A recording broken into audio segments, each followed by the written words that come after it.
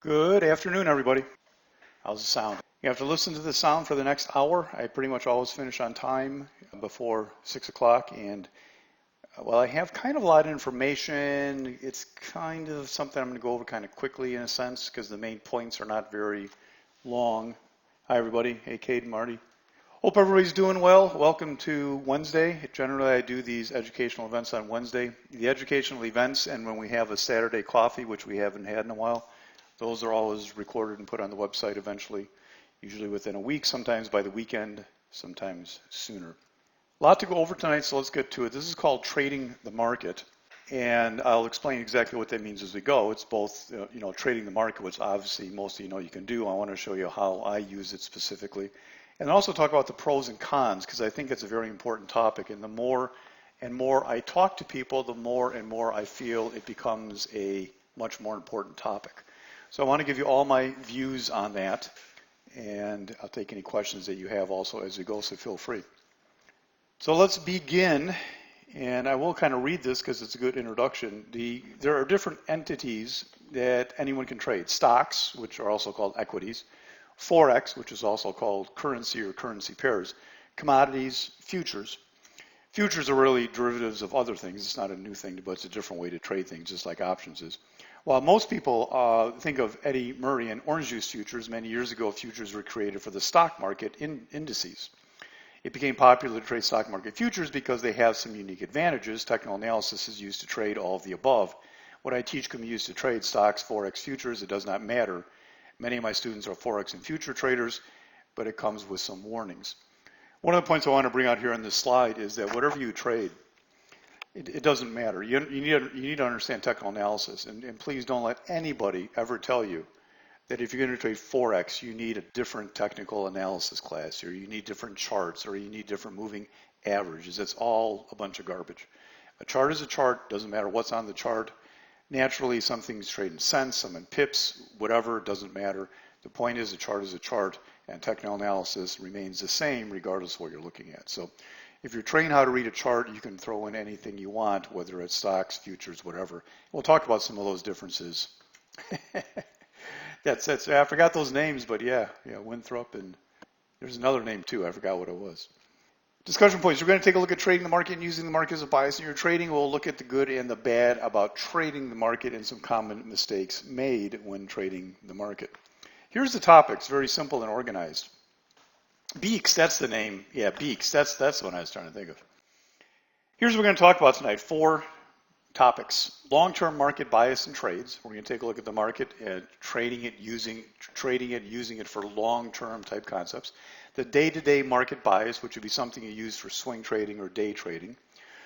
What happens if your market bias is off? We'll talk about the differences of what you can do if you're wrong about your market bias, meaning you think you're long or short for the day or for the next month. Reasons to trade or not to trade the market. Specifically, when I say that, I mean as opposed to trading stocks. Naturally, you can decide to trade or not to trade. That's up to you whether you do that as one of your things. But I'm talking about what to trade, whether or not you want to trade the market itself. Let's begin. First of all, before we begin those 4 topics, I just want to talk quickly about, I use the term bias there as opposed to the word trade. And I want to explain the difference for those of you that aren't precisely familiar with the difference. You can trade the market itself by taking bullish or bearish positions on the market. You can do that by using ETFs, by using option strategies, or by using futures. ETFs are specifically designed single stock symbols that represent the whole market. Many of you probably know some of the common ones over here. The QQQ is a single, it trades like a single stock. It's an ETF that represents the whole NASDAQ market. When you buy 1 share of the QQQ, you're buying 1 fractional share of every stock in the NASDAQ 100. Same thing for the SPY being the S&P, the diamond for the Dows, IWM for the Russell, et cetera, et cetera, et cetera. What some of you may or may not know is that in addition to trading the market through the ETF like that, there are what they call leveraged ETFs. In other words, you can use less dollars to make more money. So if you want a double leveraged QQQ, it's a QLD. I don't know who goes to double. It's kind of, I can't imagine somebody doing. I didn't even know the symbol until I saw it here. The DDM is but normally if you're going to leverage, you go to the triple. So the TQQQ, probably a lot of you heard of, it's a triple leverage long position in the QQQ, and the U Pro is the triple long position in the SPY. So if you wanted to trade the market, one of the things you could do with a regular stock account is to go and trade these symbols. If you traded the TQQQ, you'd be long the QQQ, which is the NASDAQ 100, and you'd be long at a rate that'd be moving like 3 times faster than if you just bought the QQQ. Also interesting is that you can have these same symbols that are short. So if you took the SQQQ, you would be, by going long the SQQQ, you would be short the market. It moves in inverse. And this is one way that most people can trade some of these in an IRA, by using these symbols, because you're going long and you're not shorting. That's for most. You have to check with your IRA. There's a lot of different rules in different places. This little table, by the way, is on the website, on the free stuff page, is down there with little special tables and stuff for you guys to download. It's not a big deal, but there it is. So those are ETFs, and that's one way that you can trade the market. So if you just have your stock account open and bam, you want to throw in a market trade real quick, you can take the SQQQ, short the market very quickly, you're off to the races, boom. How do you do that? Well, trading the market is no different than trading any other chart, trading a stock, trading a Forex pair, whatever it is. If you see the setup that you feel is proper to trade the market short, then you would trade it like you would trade anything else. You could also, of course, use options to trade the market, and of course, options comes with its warnings, whether you use options on stocks or on the market itself. The important thing I always stress with options is that options are not a different thing to trade. They're just a different way to trade the same thing. So if you don't have a clue where a stock is going, it's no point in taking out calls and puts on it. If you don't have a clue where the market's going, it's no point in taking out any kind of option strategy on it. And I don't care how complicated you get, whether you do butterflies or iron condors or whatever you want to do, any position you take needs or benefits greatly by knowing where the market's going. Otherwise, you're wasting your time. So options don't alleviate that. They simply are a way to skew the reward to risk, but you can take out options on the market. I'll show you that in a minute. And then there's the futures. You can trade the market by taking futures. Futures are a different entity. They're very, very highly leveraged. And we'll talk about the advantages of futures a little bit later. But futures allow you to trade the market in a very, very leveraged way. And you can do so with some other advantages. And that's the way a lot of people do it. But you also typically you need a different account for futures. Yeah, any account I have, it's not mixed. You have to have a separate account for trading futures. I think it's that way everywhere because there's different tax consequences. And then trade versus bias. Those are ways to trade the market directly. So if you think the market is going higher and you want to be part of it, you can trade it by taking long ETFs, option plays long, futures long, whatever you want. But sometimes we look at the market and we just want to get a bias. In other words, we like to know where it's going because we want to use that bias to trade the stocks that are in the market. And you may say, well, that's kind of silly. I want to show you a little bit later, not right now, well, that's not necessarily silly. What you have, of course, is you're going to have the highest odds of getting your stock trades right if you're trading in the direction of the market itself. Not always, but in most cases, money's coming into the market, money's going out of the market. Sometimes it's going to certain sectors, not others. You have to be careful of that. But generally, money's coming in, money's going out. It's harder to make money long if money's coming out of the market. It's that simple. And one of the reasons that I'll talk about toward the end of this about the difference is that, an important note, if you read the market wrong and you're trading the market, you lose, right? Can anybody, I need a sip of Coca-Cola, can anybody think of a way where you're taking a trade on the market and your market concept was wrong and you don't lose money? I mean, right? Can't happen. You bet on black, red came up, you can't argue with the table that you made money, right? You just lose. However, ironically, you can read the market wrong on your market bias, but you may not lose if you're using it for a bias to trade something else, because that something else may be special, unique, or maybe just has a little watered down view of the market. Maybe money's coming out of the market, but it's coming out of that stock last, and maybe you can do it. I'd give it a shot, Richard. I'm sure nobody's ever tried to do that. So here are the topics for tonight.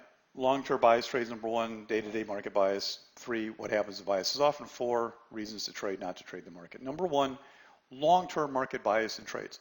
Now, the point of tonight, I want you to step back and just kind of take a look at the trees here. I'm sorry, take a look at the forest and not the trees. The point of this is not to run through all these charts and explain why I did this or whatever. I just want to give you a general idea about trading the market, how I do it to the extent I do, and the pros and cons. So I'm starting off long term. And there's a reason for that, because long term, it's very important long term to have a bias. And the reason for that is that the opposite, well, saying that most things go with the market. If you're looking at stocks, I'm going to draw on the screen here. You say, here's your pile of stocks. Most stocks, kind of go with the market. Maybe there's a little outlier area here, but they kind of go with the market, right? Day trading, from day to day, a lot more stocks come out of this bubble because they announce something, they have gaps, they have unique situations where it takes a day or two to fix the situation of the stock, and they may be outliers here. In other words, the market may go up and these may go down or whatever. But long term, see, that doesn't last long. And long term, there are very few things that escape the market. Does that make sense what I'm saying, everybody? So as a long-term trader, anything above swing, core, does that make sense? Long term, the market bias is more important than ever. You're not going to get away with finding unique things that stay unique for 3 months, right? So long term, very important is the bias. And also, naturally, if you're going to trade the market, you better have it right. So I just want to show you my market bias, and a lot of you know this here. So I'm going to flash back, because this is long term, to just before 2022. I had on this date, on November 11, 2022, midterm outlook changed to bearish for the first time in a long time. We've been bullish for a long time.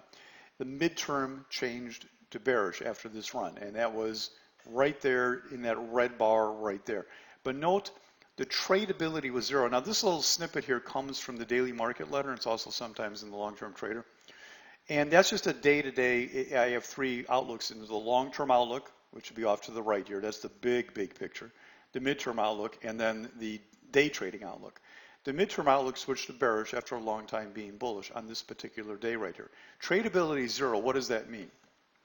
This is just before 2022, isn't that what I said?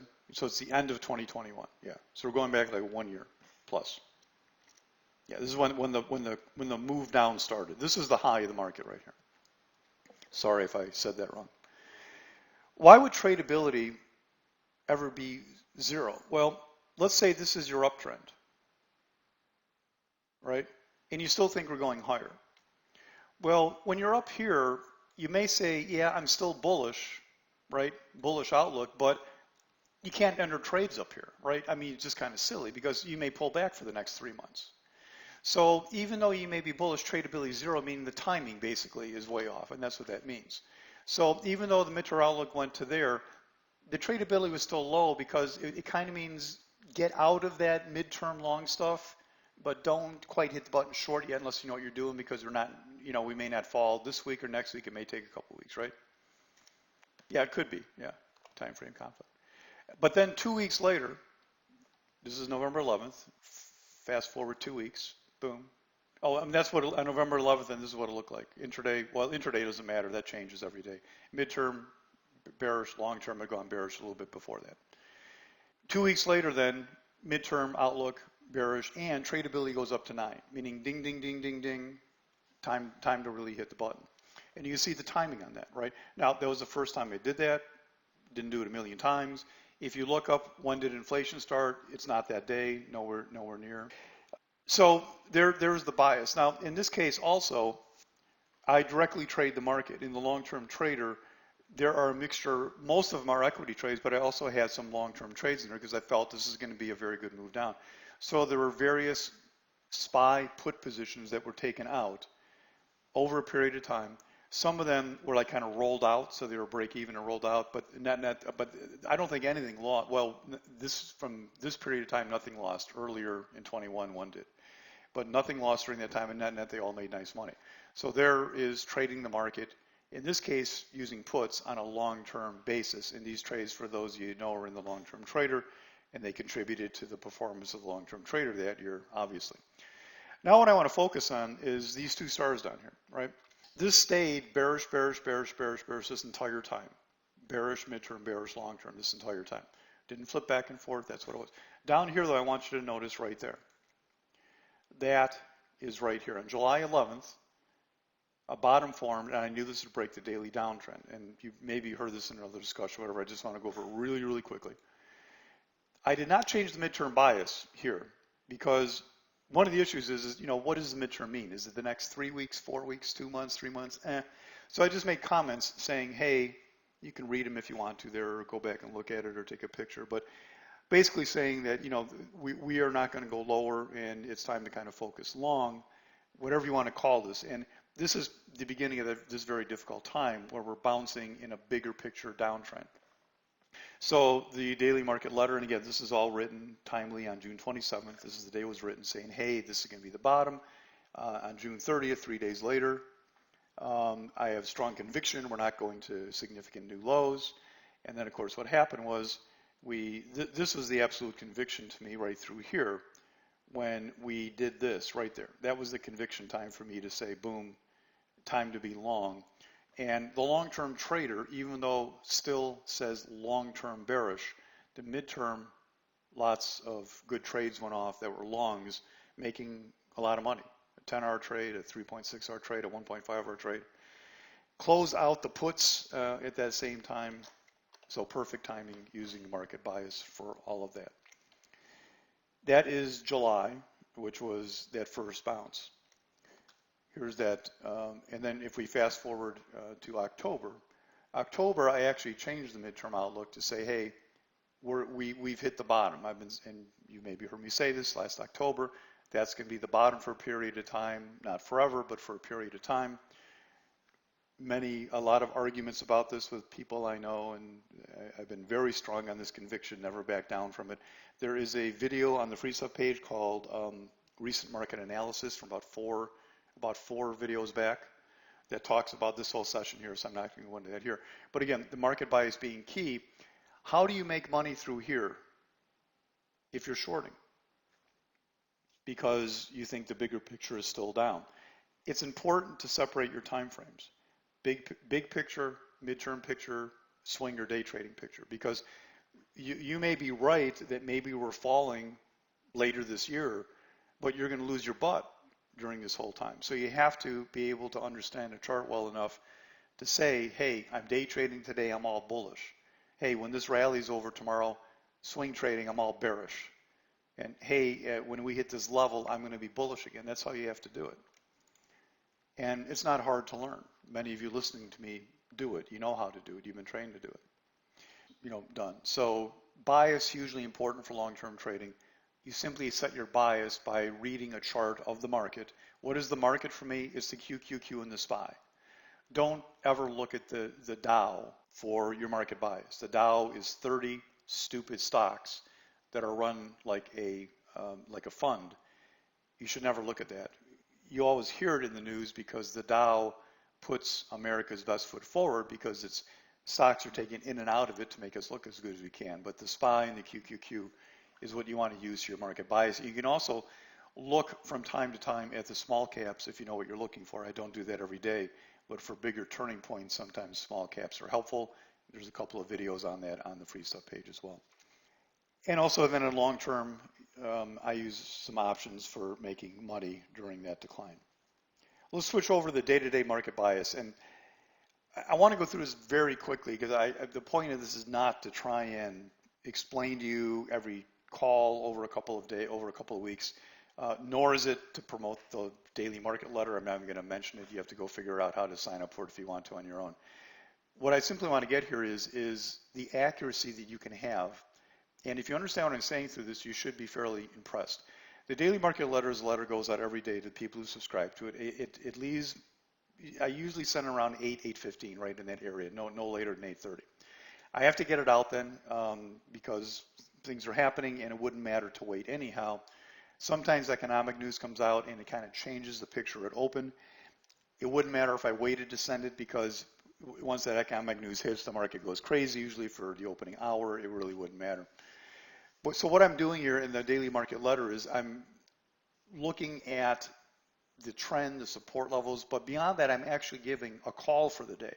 Now, it's what I call a soft call. In other words, I can't give numbers. The reason I can't give numbers is because here's yesterday, the chart ends, and I'm predicting what's going to happen this day, right?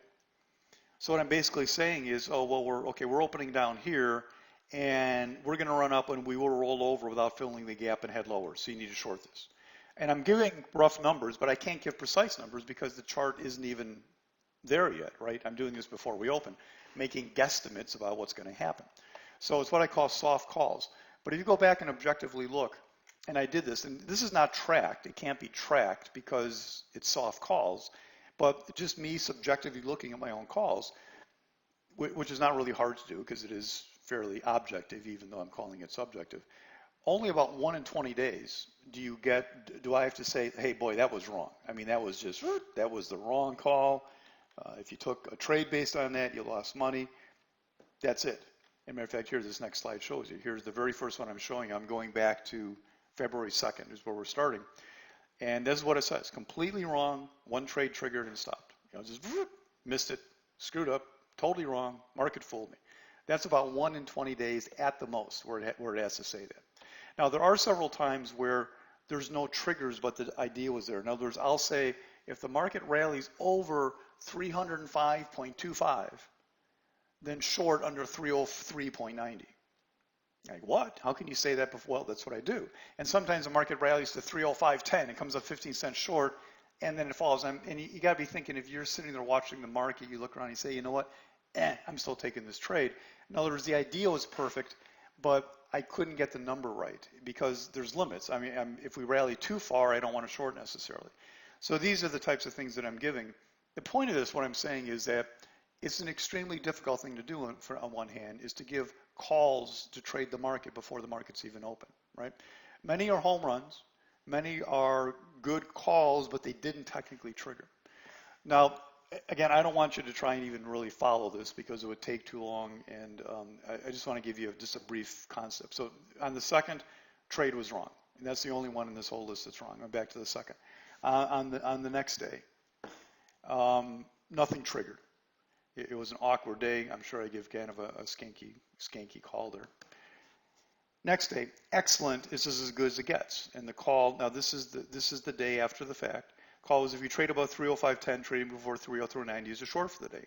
This went out before the market opened, so you couldn't see any of this. And basically said we're opening here if we run above some number to short. And it turned out to be a really excellent call. It was a very narrow day, but you ended up shorting right off the top and making some money. That's as good as it gets for a day like that. Because when I'm looking at the chart, remember the call could be several things. It could be that, and one of the most important things is, do you expect to stay sideways? And therefore, if we rally, do you short the rally? Or are you expecting this to be a big breakout? And if we go above a certain number, do you want to be long? That in and of itself is a huge, huge decision, right? So moving on to the next trading day, no trade triggered, whatever it was. Next day, no trade triggered. Now, this last 2 weeks, again, when I do presentations like this, I don't go back in time, to find great moments. I just take the recent time. There were a lot of no trade triggers this last 2 weeks. There was only one off day, a lot of no trade triggers. No call made this day. Some days I simply say, look, it's a mess out there. Best thing to do, just if you're trading the market, just sit and watch things. Sometimes if you're sitting there to watch it, something develops. But again, I don't have the ability to say what the chart will look like at 10:30 or 11 o'clock because it's 8:30 in the morning. If you want that type of advice, the people in the trading room get it from me. In the trading room, we're live, we're discussing that, we're doing what we want to do. But this letter goes out for people who don't want to be in the trading room for the most part. Great comments, but the trade missed triggering by just a little bit. So here it said if we trade above 310.10, trading below 308.90 is a short for that. Huge home run. Look at that move. Huge home run, but it came just a few cents short of triggering. So did you take that trade? That's up to you. If you're getting a letter like this, you're trading on your own. You're deciding what to do. But that concept was that we short that run up. And by the way, we're going to see that chart again in a minute here.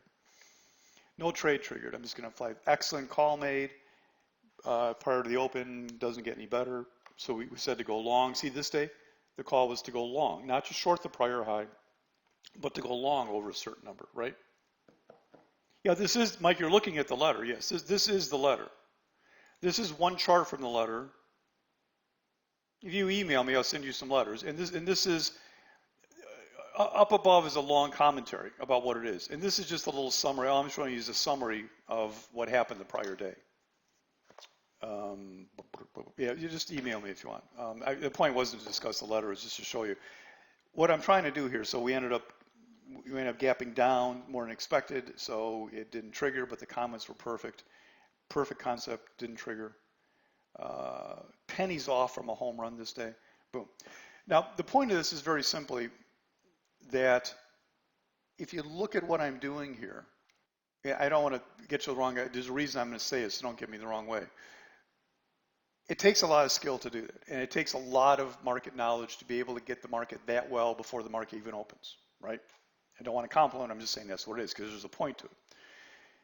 These calls are all done 90 before open. Sometimes the opening gap changes due to economic reports. Obviously, when these calls are made, today's chart is blank. The areas are guesstimates. If you're sitting there watching, you can obviously increase the accuracy comments. Are you impressed with this? Well, you should be impressed with this. This letter is probably the most impressive thing I do that doesn't really get a lot of notice, because people just, oh, okay, fine, you know what's going to happen every day. It's not that easy. And some people notice, this is in the last presentation 2 months ago, so forgive me. Some gentleman wrote, and I just thought it was a beautiful little thing saying, how do you do this every day? And everything looked bearish to me. How'd you know we're going higher this day? He subscribes to the letter, obviously. And I get that once in a while. But out of all the compliments I get very few for the letter, which to me is probably one of the more amazing things, because it's very hard to say, where's the market going before we even open, right? Oh, is that you? Sorry to put you in here again. But I honestly, I added this 20 minutes before I started, because I put this comment in here. I put a note to myself, nobody ever comments on the daily market letter, and to me it's the hardest thing I do. If there's something I would quit, it would be the daily market letter, because it's the hardest thing in the world, and everybody just takes it for granted that I could do this every day. But here's the point of all this. Are you impressed? Well, you should be impressed, but here's my point of all this. This whole last 20 minutes is to make a point. I personally rarely trade the market on an intraday basis. As a matter of fact, I haven't even traded it in the last 2 weeks at all. 3 weeks. I have to go back a while to find a trade I did. Why do I not trade the market as a day trader every day if I can do that accurately? Why? By the way, as I go through this, I have nothing against trading the market. For those of you that trade the futures, some of you are my students. Congratulations, you're fantastic. I am in no way going to knock trading the market. But for me, why don't I trade it? I take 3 to 4 trades every morning. Yeah, well, everything moves fast. Well, actually, Mike, the NQ, well, it's futures, sure. I mean, you make or use money quickly, but I mean, some individual stocks actually move a lot faster. Yeah, these are the reasons right here. Are you ready for this? This may scare you. It's too hard on most days. It's too hard to trade the market. For me, my point of view, I don't have the patience. I'm willing to bet I have more patience than 98% of you listening to me. I don't have the patience to trade the market. Now, once in a while, the opportunity comes up. There's some days where I say, you know what? I know the market's lower. The best thing I can do is take the market, because if I take a stock, maybe I won't get the move I expect. To me, I don't have the patience. Why? Because there's only one chart you're looking at. There's just one chart. Here it is. Here's right. You trade the NQ, Mike, was it? There it is. There's your chart. What are you going to do with that? Well, some days you say, I know what to do with that. Some days you say, I'm not sure what to do with that. And then you have 2 choices. You can wait a day, 2 days, or you can take a forced trade because you feel like you have to trade and take a less quality trade. The reason that I turn to stocks is because of the unique opportunities. Because if I don't like the way this stock looks, I can go to this stock or this stock or this stock. And stocks offer unique opportunities. That's the reason I like to do that. Yeah, it is. I mean, Mike, if you're making money, that's fantastic. That's great. Again, like I'm going to say this 7 times. I have nothing against you guys trading the futures. That's fantastic. It's just not my favorite thing. I don't like scalping, for one thing. I'm too lazy. Let me continue on here. Where are we? Let's go on to the next, because I'll talk about this more at the end for a second. Let's go on to this next step. What happens when your market bias is off? Well, if you're trading the market, you lose money. There's no way to avoid that. If your market bias is wrong, you're trading stocks, you may not lose. I just want to show you a little chart what happens to me a lot. Take a look at this. Here's the market. Here's a stock, right? I'm going to trade a stock. Someone else may be trading the market, right? Things look bullish, right? So you get in, everything looks good, we start to move up, right? I don't care what time frame, doesn't matter, just point is we move up, things are looking good, right? So you're holding on to that position, I'm holding on to my stock, here we go. Well, all of a sudden the market says bye-bye. You know what happens a lot of times? The stock says, well, okay, I'm falling, but not that much. It's very likely you had to stop out of that because it fell too far, but yet the stock never acted that bad. To me, there's that double layer of protection. Is that, yeah, I have the market as a bias, but if I trade a stock that's a little extra strong, a stock that's a little unique, I'll benefit if the market goes up, but maybe it'll withstand a little market jiggle. Maybe it'll withstand a market pullback. Maybe it'll be totally on its own page and continue higher regardless of the market, right? So this is what I like about using the market as a bias and not necessarily as a trading tool, because this happens a lot. I feel now it can happen the other way, right? It can happen the other way. I've had times where I wish I traded the market because I took a stock, the market fell, the stock didn't fall as much or didn't fall at all. Let me show you a couple of examples to bring it home more. Let's go to some real trades here. February 9th. Now, I always say I like to use trades from the last few days, but what I'm finding here are specific examples that are unique examples. So I only saw 3 of them in the last 2 weeks, so I just want to show you this.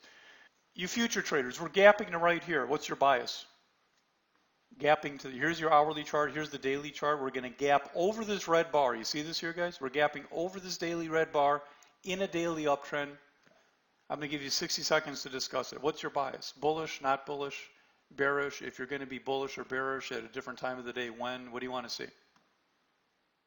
You're trading the market. What do you do with that gap up that day? We're gapping to right here. See where we're gapping to? We're gapping to right here on the daily chart. We're clearing the red bar on the daily. We're gapping up here on the hourly chart. You're trading the market. What are you going to do? And then I'll tell you what I would do if I was trading the market. This is the time where you guys type and you say, oh, I'd be bullish at the open. Oh, I'd be bullish at the pullback. Oh, I'd be bearish all the time. What do you do on this day? And don't look at your real charts. Just pretend this is a generic chart, one I made up or whatever.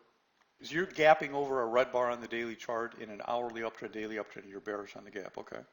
Mike's bullish on pullback. Wait till 10 and then be bullish. Wait for the market to, okay. All right. Too big for me, too far? Okay. So we have bearish period, bullish, I don't know, bullish on a pullback, wait till 10, don't know, Let me get a couple more answers and I'll give you my answer. And maybe my answer will be where it maybe hits home with some of you. That's why I'm doing this. I don't know. My answer, I agree with all of you. I agree with, but Paul, we all gave different answers. Yeah, I agree with all of you. I have no clue. If I'm trading the market that day, I have no clue. Nobody really does. It's too conflicted. There's no way. It is too big of a gap. I wouldn't go long early. Maybe thought I could go long in a pullback. I don't know when or where. Very tough to me. If I would have been trading the market that day, I would have lost, like Jay did, right? Jay, you said that? You thought the pullback was viable, right? I would have been with you probably. I might have shorted the open. I don't know. It's easy in hindsight, but right? Was that you, Jay? Somebody said you thought the pullback was viable. I would have been with you. I would have lost money trading the market this day. Lost money. So what did I do? Well, what I did was I shorted 2 stocks. These were what I call gap carries. This is EMR. Here's first stock, 949. That was the day prior. This is the day I shorted it right there. I think an arrow should come on here. Where's the arrow? This stock didn't care about the market. It didn't care the market was gapping over a red bar. It didn't care the market was gapping up too much or too little. It didn't care about the market pullback. I kind of had a bearish bias at the open with the market, so I kind of preferred a couple shorts if possible. This is shorted at 949.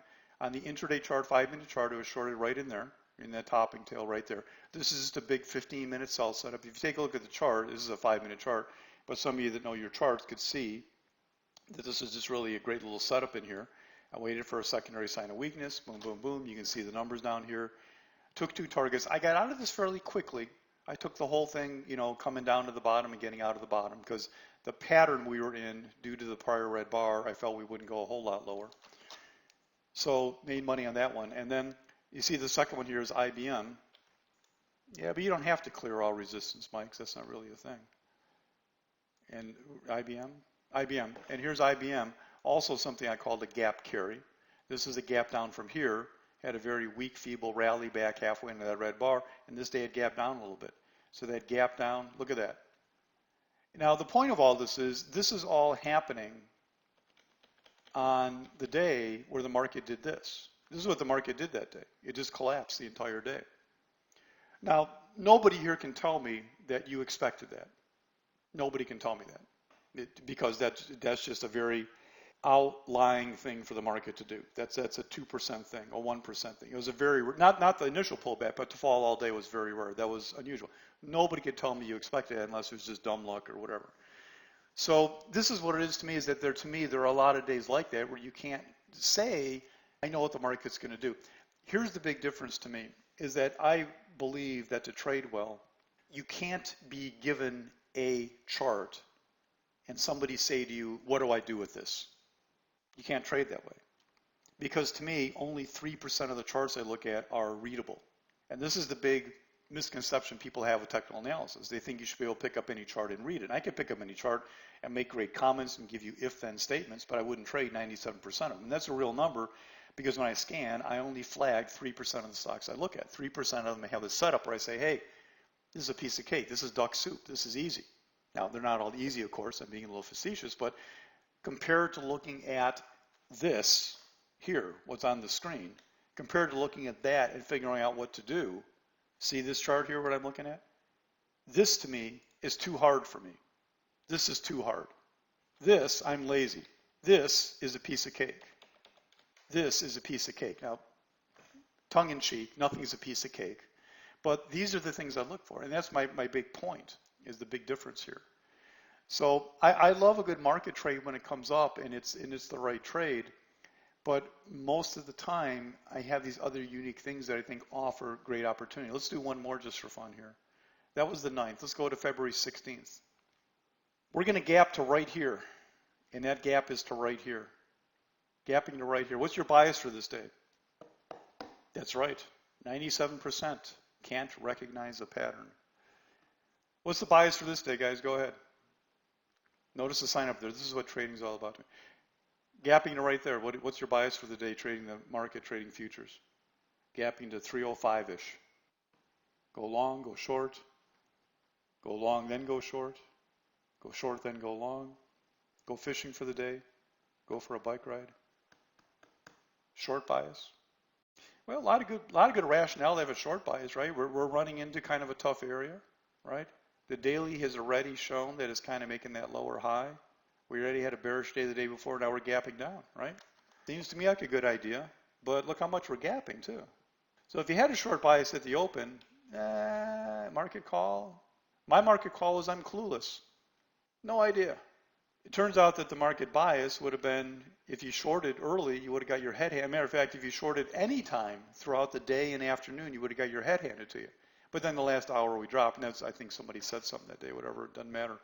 By the way, it doesn't matter if somebody says something or not. If the market is ready to drop, it'll drop on anything. If it's not ready to drop, it won't drop no matter what. So what did I do that day? Well, I was clueless that day as far as the market. I ended up with 3 long trades and 3 short trades, and the long trades all made money. I'm not going to go through them all, it's pointless. One of the short trades was bad, loser, 1.5 loser, but all the longs made money. So again, market bias didn't care. They're all kind of unique things, and on days like this, I wouldn't know what else to do. I like to say gun to my head a lot, meaning, if you made me, if this is the chart I had to trade, I would have been bullish at the open, but I would have never thought we stayed this strong. I would have probably been shorting way too early up in here. It stayed really stubbornly strong. Shouldn't have. Don't know why it did. But I didn't care. I was doing other stuff. Is there any issue trading the stock futures? Not talking about the Amit, you know what? I don't think so, but I have not traded a stock future. I've never done it. So I don't want to give any advice on something I'm not an expert at and have not, been fully subjected to myself, but from my knowledge, there's no problem. And it's not, when we're talking about trading futures, to me, it's not trading futures per se, it's trading the market in general. Whether you use the QQQ, the TQQQ, the SQQQ, that's not the issue, the instrument used to me. The issue is trading the market. And futures have advantages and disadvantages. Let's take a look at this here. I didn't put on the slide here, but what I'm talking about here is trading the market with futures.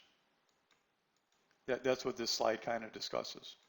Futures is always the most popular way to trade the market because of several reasons. They are highly leveraged. You could make, I would say, somewhat of a living, a modest living, trading one contract a day if you did it really well, right, Mike? And you only need a few $1,000s in the account to do that. So it's highly leveraged. There's no day trader rule. You can open an account with $2,000, $3,000, $4,000, and with the minis, you can trade a full contract for six, whatever it is. But there's no day trader rule for those know what it is. There are some possible tax advantages, and I always use the word possible when I'm talking about taxes because go figure it out for yourself. And there's simplicity. It's your prep for the day is you should take the time to draw up some charts and put like I do for the daily market letter. You should do that yourself. By the way, as a side note, I think that it's really important to all of you that day trade to be able to take and actually prepare a little mini letter to yourself as if you're sending it to somebody else. And don't just take a cursory glance at the charts and say bullish or bearish, because when I'm forced to write that letter, it actually sometimes changes my mind about what I'm thinking. So, but simplicity is there because you're trading one instrument, right? Minimal daily prep, right? Not much to do. The negatives to trading the market in general or futures. Extreme patience and discipline needed, as I said. I don't have the discipline or patience to do only futures trading. Only one chart pattern to look at. To me, this is a huge detriment to the extent that I think it cripples you in your trading ability. It's lower odds by definition. What do I mean by definition? Well, it's lower odds by definition because you're looking at one chart, right? But look at it this way. Let's go to sports. Let's pretend you're a football scout, right? Mike, you're talking now. I'll pick on you. You're a football scout, and I'm a football scout. And we both work for the same team, and we're competing for the scouting job, right? And the head coach says to you, Mike, you got to go to University of South Florida and see who you can recruit there. One school. Paul, you can go to everything west of the Mississippi and see what you can find. Come back in a year and tell me what you got. Well, if you're looking at one school, guess what? You're going to be limited, right? What if nobody in that school is any good? I get to look at hundreds of schools, right? Now it's a little more work maybe, but who's going to come back with better prospects? To me, it's the same thing in trading, right? I get to look at more stuff. And by the way, prep time for me, personal prep time is less than 30 minutes. I have to add a little bit to that because I do stuff for the room or for the letter or whatever, but that's all it takes for me to prep, so it's not a big deal. You don't have gap trading when you're trading futures. When you're trading the market, you don't have gap trading. Gap trading to me is one of my tools. It's not all I do, but probably a third of my trades involve gaps, either directly or from the prior day. You saw the IBM and the EMR gap or prior gaps. You don't have gap trading in futures. Now, I know the market gaps some days, but it doesn't create a tradable pattern. I'm talking about larger gaps that create tradable patterns. You don't have that. So there's another tool you're missing. You have no relative strength or weakness concept. When I'm trading a stock, right, and here's the market, and the market's pulling back to a big support area, right? And the market's been pulling back all morning to support, and I think it's about ready to bounce, and my stock looks like this, and it didn't pull back. Well, I have an extra tool now. I have that relative strength saying, hey, the market's being sold. It's still bullish, but it's being sold, and my stock will not drop an inch, right? That's another tool that I have. And here's one for you that's just a stat from people in the business, and that is that 98% of all futures accounts under $6,500 never make money. That's a scary stat. That's true. You can trade. Yeah, you can trade other things, and you'd end up with 3 or 4 different things. You can trade oil and gold. Yeah. If you're stuck on futures, but still, whatever you list there, you're going to have 5 or 6 things as opposed to looking at several hundred things, and you're still not going to have gaps. So all this still applies, but you're right. You can look at more than just the market. Yes. But take a look at this stat here, folks. And this is the thing I want to point out. So like Mike trades the futures, He makes money at it. He's good at it. I'm all for that. Congratulations. Here's my issue with some of you is that some people, why do some people trade futures? True, Mike, it is, yeah. And you don't have it with the market, right? You don't have it with the market because relative strength to what? It's a circular argument. Why do most people trade futures though, especially new traders? Yeah, because, Craig, they have to. They have to because they only have a few $1,000s. They want to take a stab at learning to trade. And I'm not necessarily against that. I mean, maybe it's an expensive way to learn, but it's better than taking a $500,000 account and going out and doing your long-term trading and breaking it down to zero. But a lot of people do futures because they have to, because they can't day trade because they don't have the $25,000 account. Now, if you don't have a $25,000 account, you can do prop trading. If you want to know how to do that, email me, and I'll send you information about prop trading that allows you to day trade with as little as $5,000. I'm not in favor of, listen carefully, I'm not in favor of anybody trying to trade on a shoestring. I'm in favor of people taking their time, and that includes even if you want to sign up for a seminar program. I've told many people not to sign up for a seminar program because they don't have the money to do it properly. You should have some money to be able to take a seminar program or to have the time to teach yourself if you're going to do that, and also then have the money to be able to trade. Now, what you can do if you feel you're financially set is you can do prop trading, and that allows you to trade 10 times whatever money you put up, and you don't need 25,000. Email me about that. I don't want to go into it here and waste our time, but you can day trade with as little as $5,000. $5,000 to give you $50,000 buying power in and out all day long.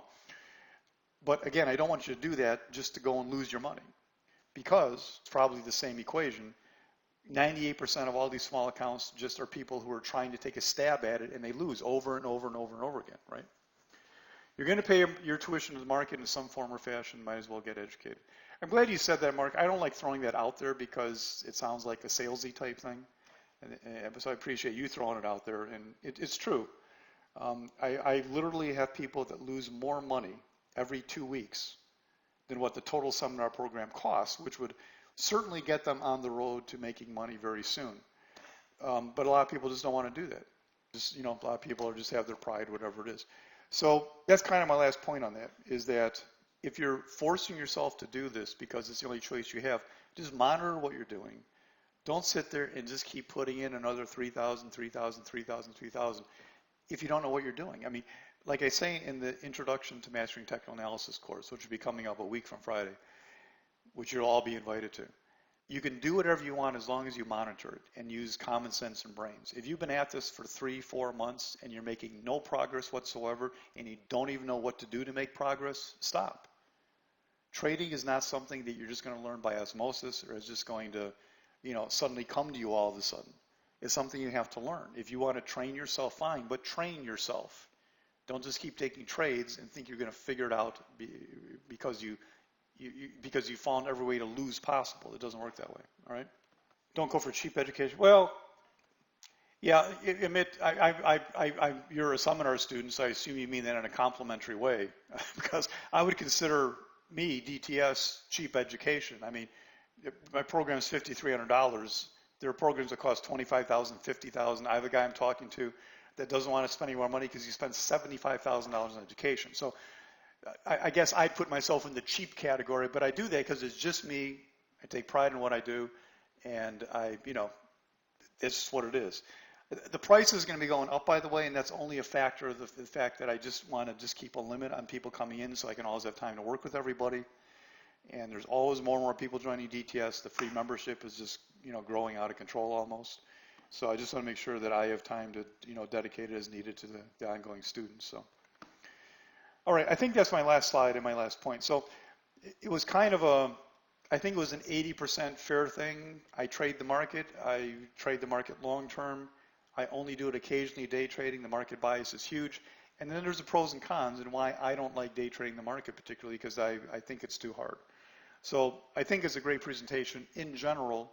The point was not how to show you how to trade the E-minis, because you trade the E-minis like you trade anything else on the planet, whether you're trading Cisco or whether you're trading JDSU or whatever stock you want to pick. It's all the same. It's just you're going to trade this entity called the S&P futures. That's all it is. The daily letter, I think it's 22,500 a week, Mike. I forget the exact number. I don't even know. Let me give you the link there.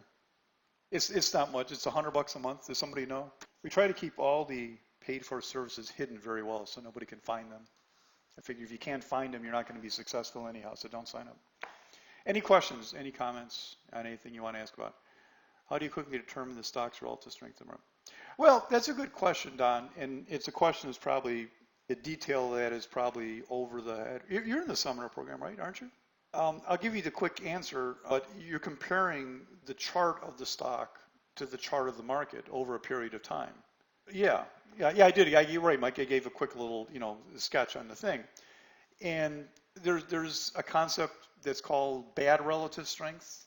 And again, this gets in a little bit of detail. Relative strength is not very difficult to understand, but you're simply comparing the technical patterns between the stock you're evaluating and the market itself, looking at all the things you look at in technical analysis. And then also understanding that you don't want bad relative strength, which is to say you don't want your stock, you don't want to go long if your stock is simply going to fall less than the market. That's the best way to explain that. And then you also have to have, on some of it, you don't know for sure. How long does relative strength last? If you get a stock that has a unique setup one day, it gaps up or whatever, is it going to last all morning, all day, for a week? I've seen stocks hold relative strength or unique patterns for weeks and months, but that's fairly rare. Somebody, they just get on a buying spree and people are chasing them and they just go up and up and up. So you're just comparing the time frames, the charts of the time frames that you're interested in. You could be comparing daily charts, and sometimes you see that. But then you also, Don, have to be careful about calling relative strength something that's a market stock. Because if you look at gold or oil, they're not really part of the normal market. They do their own thing. So you could call relative strength by the sector. In other words, if you're looking at NEM, Newmont Mining, a gold stock, you can compare that to GLD, even though that doesn't always work. You can compare it to the GDX, which is the gold miner sector, so you can compare some stocks to the sector. But if you're not in gold or oil, or something that's having a unique pattern, like banks are a little bit on their own with the interest rate thing going on. But other than that, it's, use the QQQ and the SPY together as the market compared to that pattern and see what you got. We have 2 minutes before you make a liar out of me by going past 6 o'clock. Anything else? All right, thanks everybody. Those of you in the room, I'll see you in the morning for a nice Thursday trading day. And everyone else, I'll see you a week from Friday, which will be March 3rd, for the Introduction to Mastering Techno Analysis class. Have a good night, everybody.